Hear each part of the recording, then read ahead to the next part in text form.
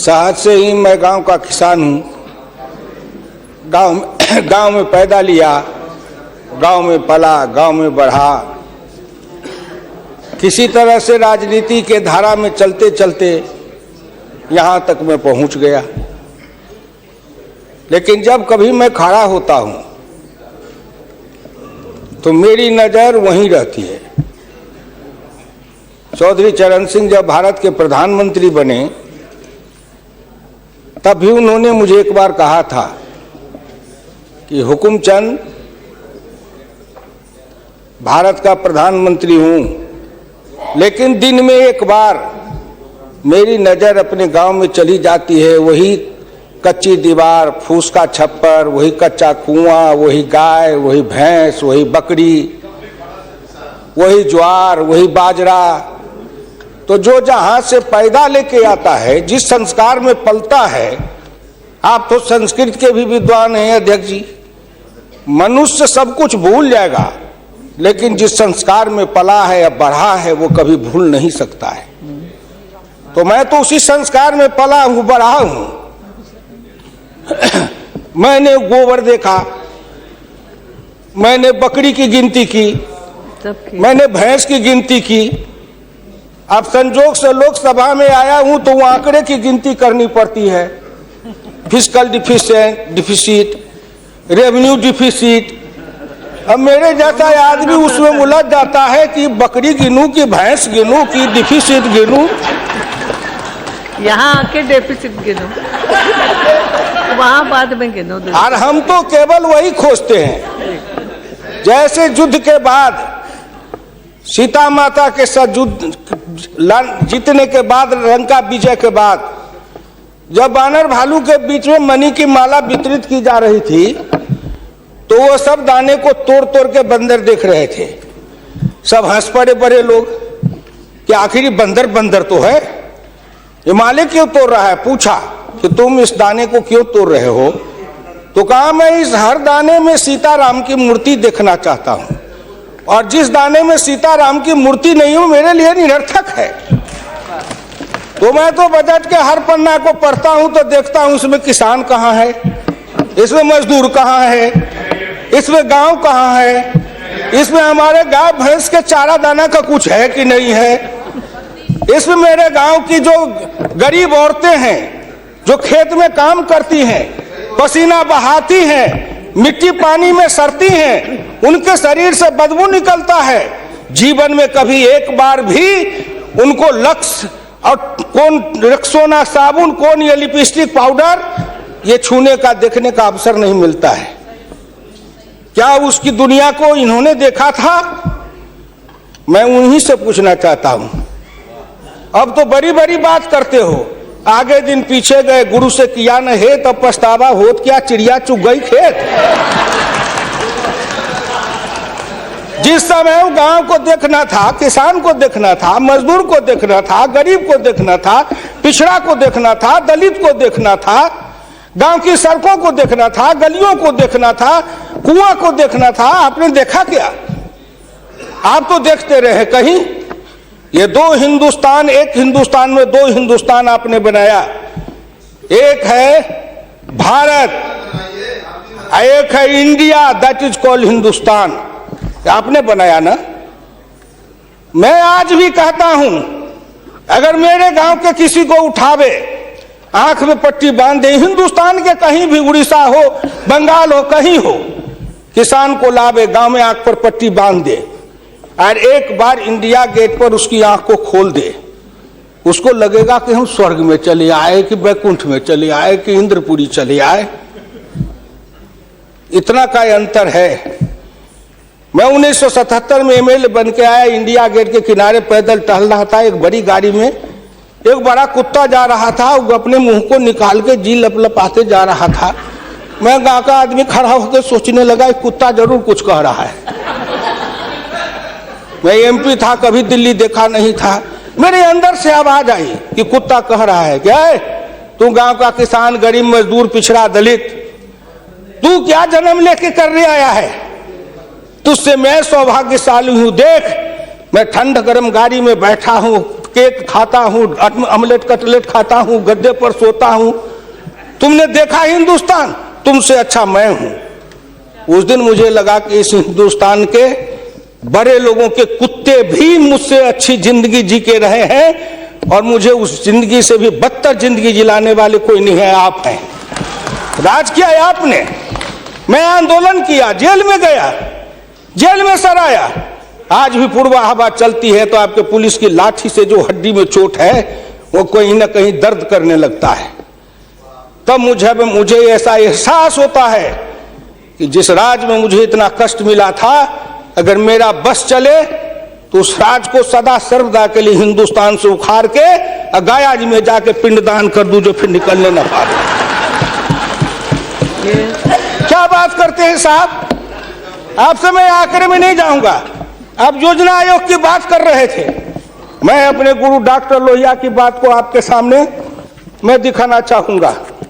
मैं नहीं बोलता, मुझे तो उन्होंने दृष्टि दी थी।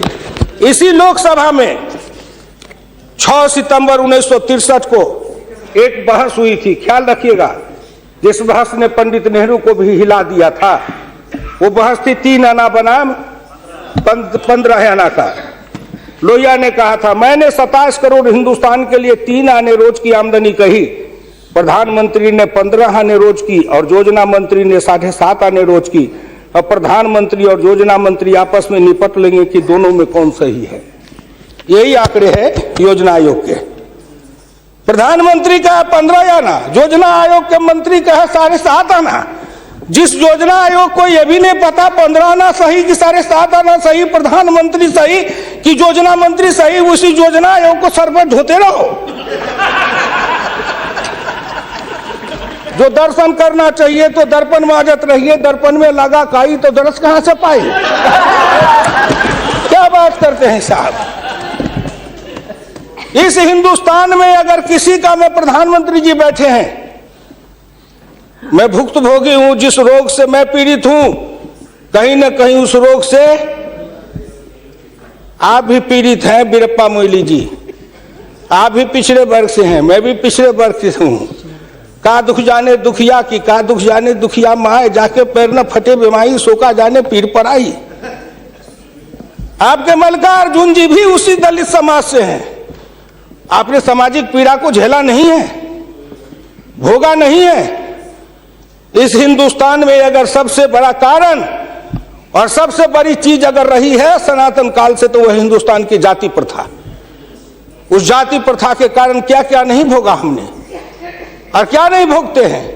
अभी अभी चुनाव हो रहा था, श्री नरेंद्र मोदी जी के लिए कोई कह रहा था, मेरे ऑफिस के आगे चाय की दुकान खुलवा देते हैं, फुटपाथ पर जाओ चाय की दुकान के लिए दुकान दे देते हैं। और कुछ कहने के लिए नहीं मिलता है लोगों को, नहीं मिलता है क्या? क्यों उपहास करते हो?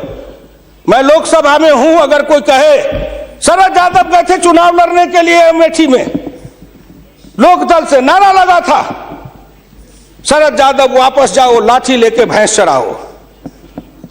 कर्पूरी ठाकुर जैसा नाई का बेटा गरीब, जिसके नेतृत्व में बिहार में इतना परिवर्तन किया, वो बिहार का मुख्यमंत्री बना, 27% आरक्षण दिया, हाई स्कूल तक फीस माफ किया, मिडिल स्कूल तक फीस माफ किया, 5 एकड़ से मलगुजारी माफ किया।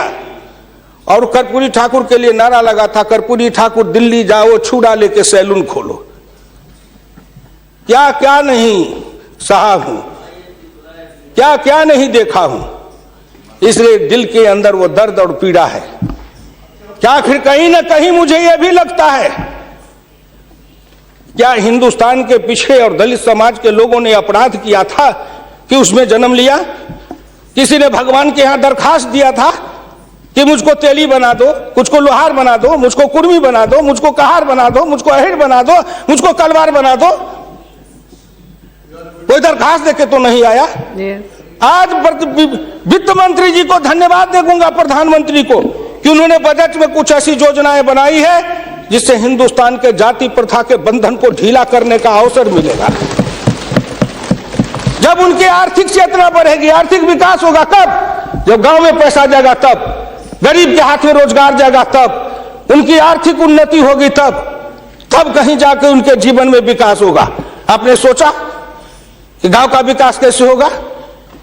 क्या प्रधानमंत्री ग्रामीण सिंचाई योजना कोई मामूली है? खर्च पर पाबंदी लगाते हुए डॉक्टर लोहिया ने इसी लोकसभा में बहस करते हुए पंडित नेहरू से कहा था, मैं कुछ नहीं चाहता, एक काम कर दो, सारे लोगों के, बड़े लोगों के खर्च पर सीमा लगा दो, आय पर, आमदनी पर नहीं, खर्च पर सीमा लगाओ, इससे अधिक खर्च नहीं करेगा, और उससे जो पैसा बने उसके एक सिंचाई योजना बनाओ और 20 साल का बॉन्ड बनाओ। मैं कुछ नहीं कहता, केवल हिंदुस्तान के हर खेत में पानी पहुंचा दो, हिंदुस्तान की तरक्की हो जाएगी।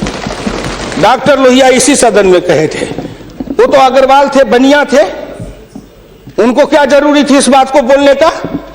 लेकिन मैं कहता हूं कि हिंदुस्तान के गरीब, निर्धन, निर्बल और पिछड़ों का इस युग में अगर एकमात्र राजनीतिक मसीहा पैदा कोई लिया तो डॉक्टर राम मनोहर लोहिया थे, जिन्होंने जगाया, नेतृत्व को पैदा किया गांव के गली से।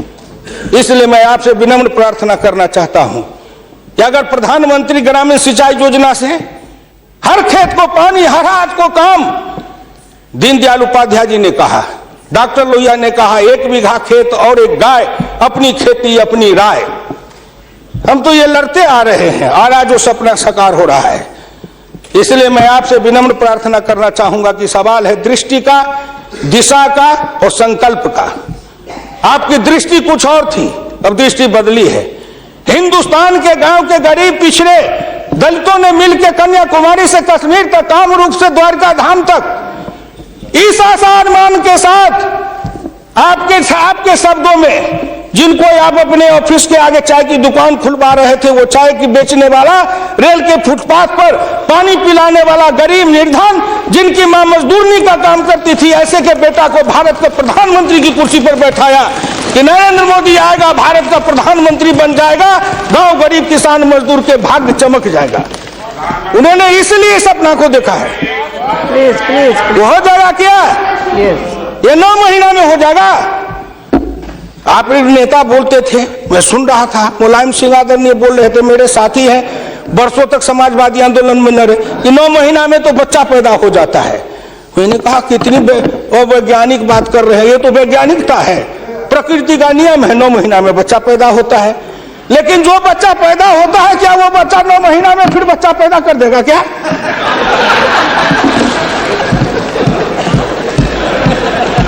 कितनी आप वैज्ञानिक बात बोल रहे हो?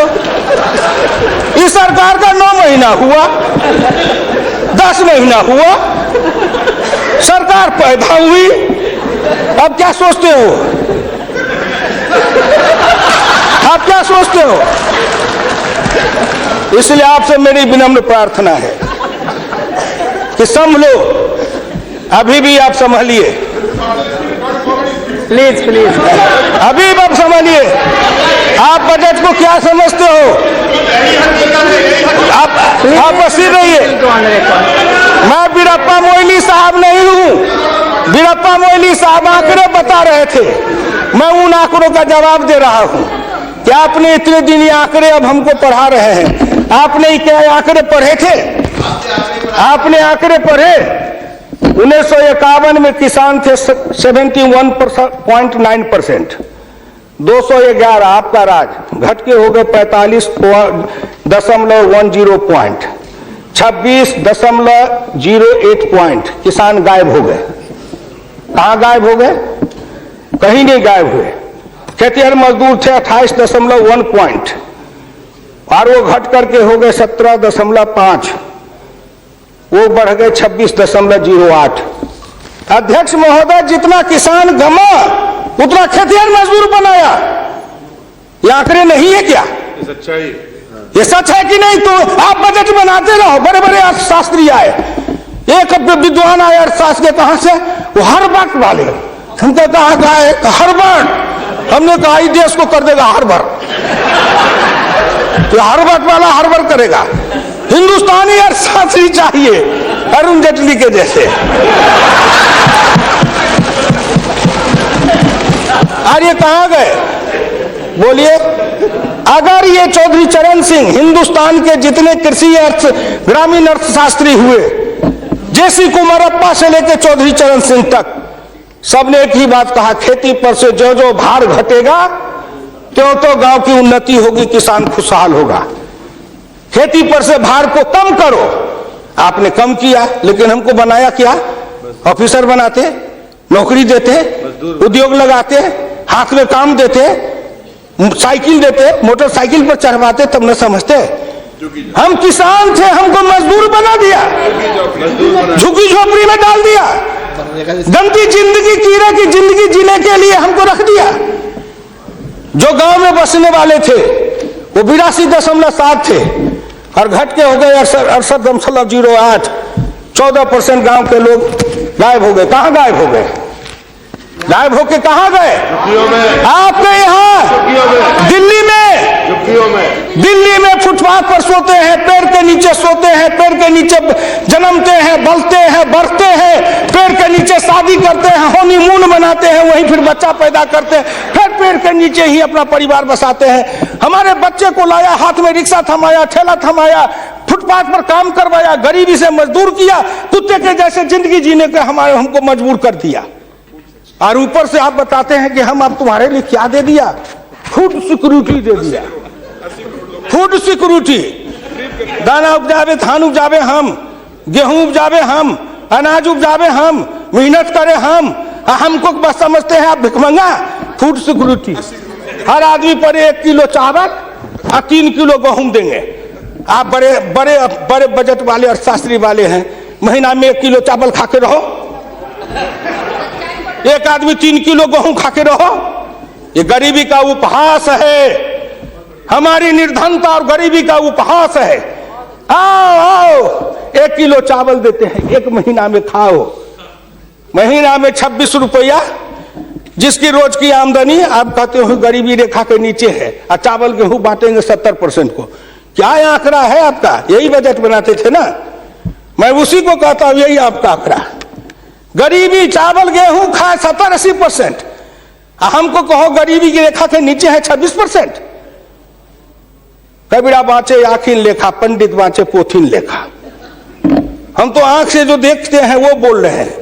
आपने क्या किया? हम कम किए, कहते हैं किसान किसान किसान किसान विरोधी है। हिंदुस्तान में 90-91 में 185.2 मिलियन हेक्टेयर खेती की जमीन थी, और आपके राज्य में 2011-12 में 182 मिलियन हेक्टेयर हो गई। ये जमीन कहां गई? हम खा गए? हमारे गांव के लोग खा गए? कौन खा गए? जो खाए हो। लेकिन मैं इतना जानता हूं कि आप हमारी जमीन खा गए।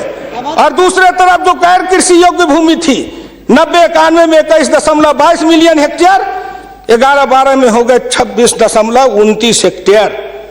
गैर कृषि योग्य भूमि बढ़ी है, कृषि योग्य भूमि का ह्रास हुआ। उल्टे बात कहीं पर निगाहें, कहीं पर निशाना। न कुछ मिले तो कुछ कहिए, न कुछ मिले तो विरोधी में गए तो कुछ न कुछ तो कहना है ना, नहीं तो दुनिया कैसे देखेगी कि विरोधी का काम कर रहे हैं। इसलिए आपसे मेरी विनम्र प्रार्थना है, अगर विरोधी का काम भी करना है तो आप अपने नेताओं को कहिए कि कुछ दिन हमारे पास आए, 6 महीना ट्रेनिंग दे देंगे कि हम विरोधी थे तो क्या करते थे।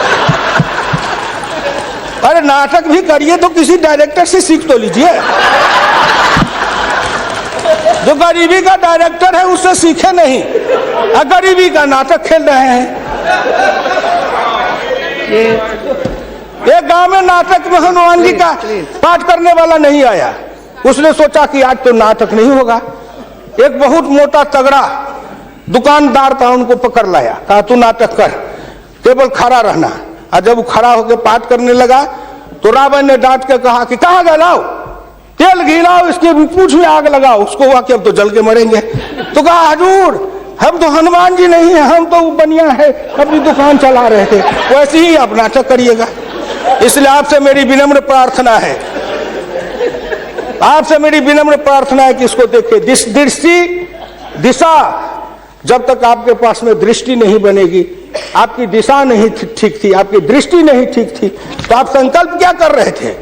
चलता है सब, आप कहे कि हम भी चले, आपका बजट चला, आपकी अर्थनीति चली, आर्थिक विषमता, सामाजिक विषमता, राजनीतिक विषमता, प्रशासनिक विषमता, क्या मैं पूछता हूं कि आपके किसी बजट से इन विषमताओं को अंत करने के लिए कोई काम किया?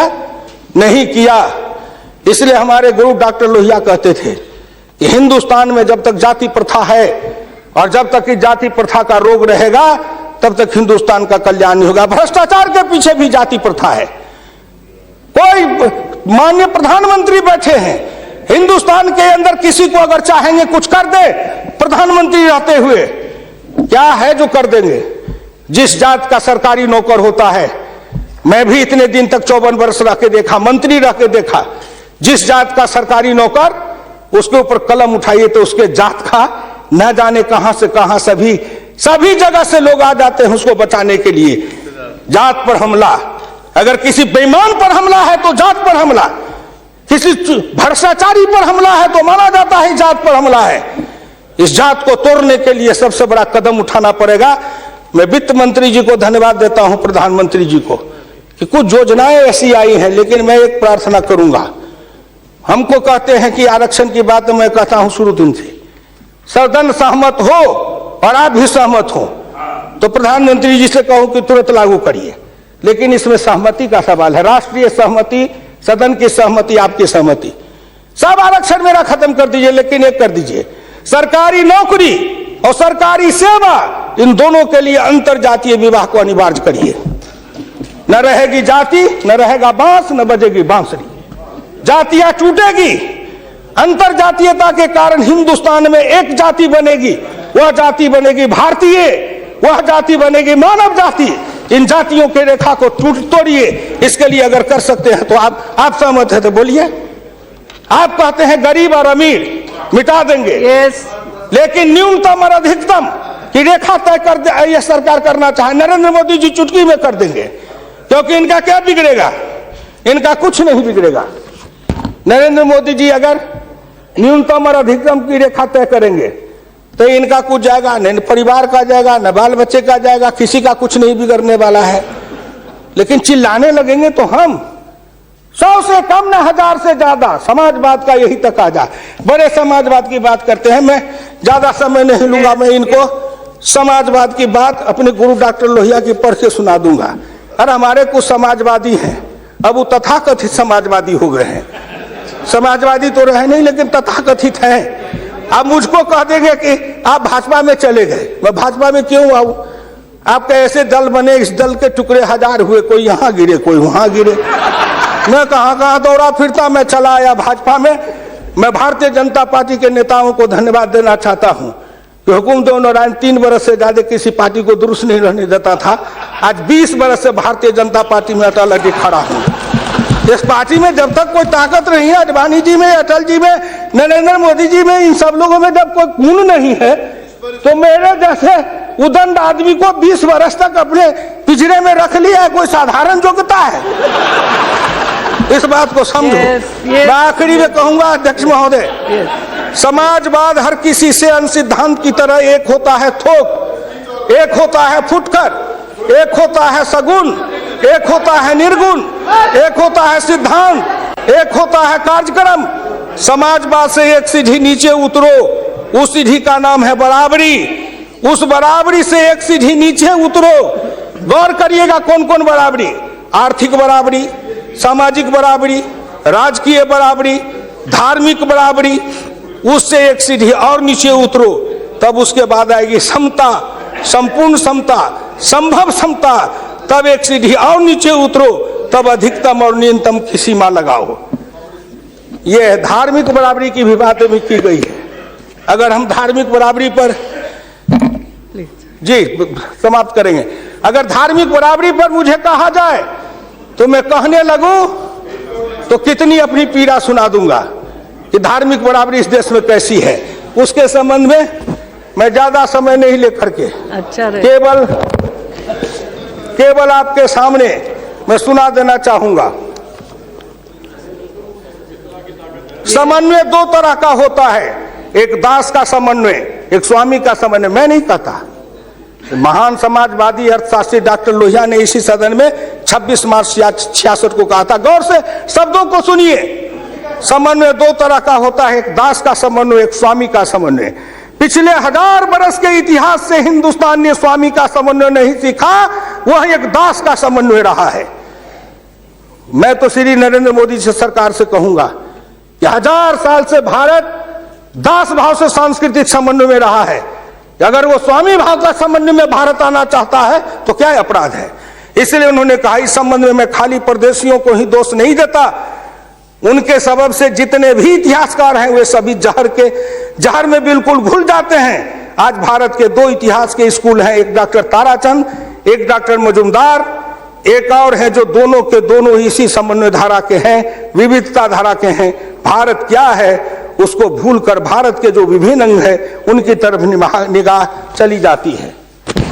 क्या बात करते हैं साहब। तो इससे मेरी विनम्र प्रार्थना है सदन से, अध्यक्ष महोदय, मैं हाथ जोड़ के प्रार्थना करता हूं सदन से भी, और इस लोकसभा के चैनल को हिंदुस्तान के करोड़ों लोग देख रहे हैं। मैं उन गांव के गरीबों, किसानों, मजदूरों से कहता हूं, गांव गरीब, मजदूर, किसान, पिछड़ा, दलित और नौजवान, मिलके देश बनाओ, आओ देश बनाएंगे। और नरेंद्र मोदी के प्रधान रहते हुए एक बार नहीं, अगर हिंदुस्तान में आपने जितने दिन रहा, एक बार में तो थोड़ी सी रेखाएं बनाई जाएगी, दूसरे बार में मिट्टी डालेंगे, तीसरे बार में तब न पिचिंग करेंगे। तो हमको भी आपको इतना समय दिया, तो मैं गांव गरीब, किसान, मजदूर, पिछड़े, दलित, इन सब से हाथ जोड़ के प्रार्थना नौजवानों से करना चाहता हूं, आओ कदम में कदम मिलाओ, मिलके हिंदुस्तान को बनाओ, समता लाएंगे, आर्थिक समता, सामाजिक समता, राजनीतिक समता। अगर इन्होंने मुझको 12 रुपया महीना पर जीवन बीमा कर दिया तो बड़े लोगों का कलेजा फटने लगा कि 12 रुपया में सबको जीवन बीमा कर रहे हैं। खेत में काम करेंगे, बीमार पड़ेंगे, मरेंगे, तो हम जिम 1 रुपया, हाँ 12 रुपया साल, 12 रुपया साल, 1 रुपया महीना। तंबाकू का गुटखा भी खाते हैं तो 3 रुपया में मिलता है, उससे भी सस्ता जीवन बीमा इस सरकार ने दे दिया गरीबों को। कलेजा तो इसलिए फट रहा है, कलेजा में दर्द इसलिए है, इन्होंने जो और योजनाएं चलाई, गाय के पशुपालन के लिए, गाय के उत्थान के लिए योजना, इत्यादि इत्यादि कई योजना है, क्या गिनाऊं। हरि अनंत हरि कथन अनंत। मुद्रा बैंक बनाए, उसमें छोटी इकाई वाले को कर्जा देंगे, छोटी इकाई, वो छोटी इकाई का जो गांव वाला कर्जा खाएगा उसको किसको देंगे ये। इसलिए आपसे मेरी विनम्र प्रार्थना है कि 1 सेकंड में, 1 मिनट में इस बात को कहकर खत्म करूंगा। राष्ट्रीय नमूना सर्वे के मुताबिक देश में 5.70 करोड़ उद्यमी हैं, इनमें 11 लाख करोड़ रुपए की पूंजी लगी हुई है, इनसे 12 करोड़ लोगों को रोजगार मिल रहा है। लेकिन इस क्षेत्र के उद्यमियों को पूंजी में कर्ज का हिस्सा केवल 4% है, जबकि अनुमान के अनुसार बीते 22 वर्षों में बड़े उद्योग में 50 से 60 लाख करोड़ रुपए की पूंजी लगी हुई है, इनसे मात्र 22 लाख लोगों को रोजगार उपलब्ध है। ये छोटे उद्योग, फरहई को, लोहार को, कुम्हार को, हजाम को, ये जो छोटे छोटे, ये जाति छूटेगी इससे। जाति आधारित हिंदुस्तान में पेशा है, और पेशा के आधार पर जाति बनाया गया। अब इन रोजगार के जरिए उनके हाथ को काम देंगे, उन छोटे उद्यमियों को रोजगार देंगे। इनके कलेजा में दर्द हो रहा है कि नरेंद्र मोदी आया है, मुद्रा बैंक बनाएगा, गांव के गरीबों के हाथ में रोजगार जाएगा। ये गरीब बनेंगे पहलवान, गरीब बनेंगे विद्वान, गरीब बनेंगे बुद्धिमान, गरीब के हाथ में दम ताकत आएगी तो आपके आगे शर्म गच्छामी नहीं होंगे, न फूड सिक्योरिटी खाएंगे, न मनरेगा खाएंगे। हम अपने पसीना और पुरुषार्थ से, अपनी कमाई से इस देश को बनाएंगे। हम आपके भिखमंगा बन के जिए हैं, अब हम स्वाभिमान के साथ जिंदा रहना चाहते हैं। इसलिए मैं भारत के प्रधानमंत्री और वित्त मंत्री को धन्यवाद देता हूं। बहुत बहुत धन्यवाद।